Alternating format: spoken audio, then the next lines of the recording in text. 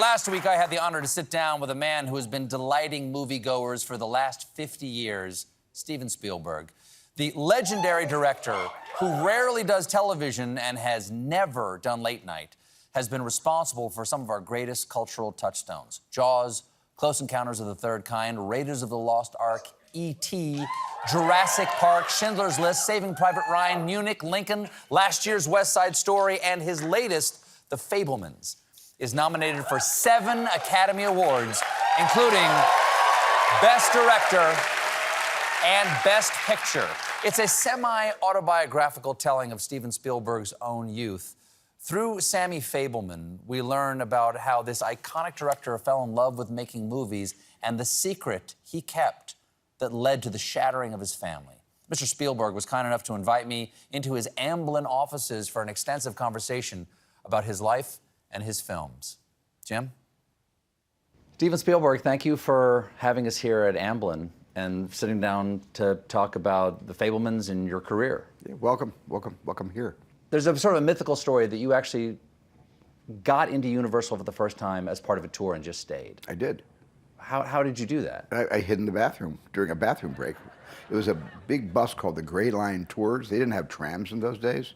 And you got on a big bus and they took you around the lot and showed you the back lot and Western Street and all the sound stages from outside.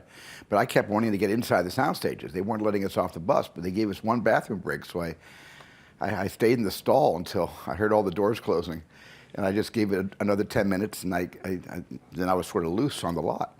Is it true that you took an empty office and just claimed it as your own and put your name on the door? Yeah, there was a camera store down on Ventura Boulevard and Laurel Canyon that sold these little title letters, these little stick-on letters, sticky on one side, and I went and bought a set of those, and I put my name in that little directory that you open up the little door with glass door. Yes. I put my name on that and the room number, and that was where I hung my hat for during a summer. The second summer I had done that. But nobody knew that you were doing this. Yeah, there were people who knew I was doing it, but nobody to get me kicked off the lot. Sid Sheinberg, then the VP of the studio, was impressed with your short film, Amblin, and what year? It's 1968? 68. 68, yeah. Okay. And he offers you a 7-year directing contract. Right. And as part of that, the very first person you ever directed, I understand, who had a SAG union card was Joan Crawford. That's right. Okay. You're how old at this point? 22, I think. How did you, as a 22-year-old, give notes and direct an icon like Joan Crawford? Where did you find what's the Yiddish word? Huevos rancheros to do that? Chutzpah is another word. Okay. And although I think it was more Sid Sheinberg's chutzpah to hire me in the first place.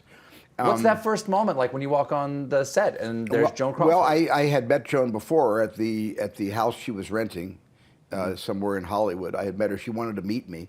And I went up there with John Badham, the associate producer, and when we were supposed to go out to dinner to Musso and Frank's, we walked into the front door and Joan took one look at me and said, "We can't go out to dinner now. People will think you're my son."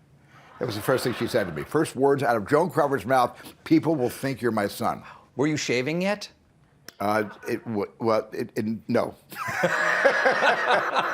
But I was using Clearasil. So you directed a bunch of TV. Yes. Marcus Welby, MD, Columbo, The Name of the Game. Do you have any advice for the young guy who was shooting these TV things? Or anything you see in that work and you go, oh, I wish I could go back and tell him this?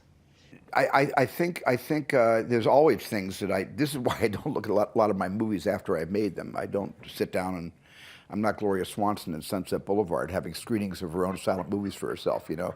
So I don't look back that often, but every once in a while I'll see a movie with my kids, because I want to accompany my kids when they see E.T. for the first time. I don't want them to see E.T. without Dad sitting there, especially the scary parts at the beginning. And sometimes I see things that I had intended to do that I didn't do. And sometimes I see things that would have been a better idea than what I'm now seeing all those years later. But for the most part, E.T.'s a pretty perfect movie. So it's pretty good. It's pretty good. Pretty good movie. Kind of works. And where do you find the courage? It kind of works. To call E.T. pretty good. It's one of the few movies I've made that I can actually look back and look at again and again There's only a handful of movies I can watch more than once, but not a lot. I've made like 34 films, and I'm not going to name which ones they are beyond E.T. There's about 5 or 6 films that I can watch again, but I don't usually do that. Before The Fabelmans, you've said that Close Encounters of the Third Kind was the most personal film that you had made. Why? Well, it was the first film I'd ever made about a family breaking up. I never made a picture of a family coming into colliding with their values or with their obsessions, and it was so a lot of the breakup, which I wrote the script, so I think it was very evocative of my own life and the trauma that we all suffered. My parents announced to all of us that they were separating, and then later they would be divorcing. For the characters, for the kids, certainly in Close Encounters, it's inexplicable. Their father's behavior is madness.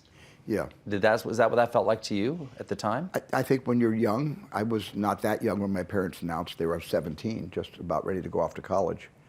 But I think it is madness. I think when you are so confident that, you know, it may snow in the desert in Arizona, and that wouldn't surprise you someday, but your parents will never leave you. You will never be unaccompanied. And when I saw that happening, when my sister saw that all of a sudden what we considered to be normal with a mom and a dad, we were suddenly going to have a mom living there and a father living there, and we were going to separate and divide up. And that has informed many of my stories. When we come back, I asked Steven Spielberg why now is the right time for him to make The Fabelmans. Stick around.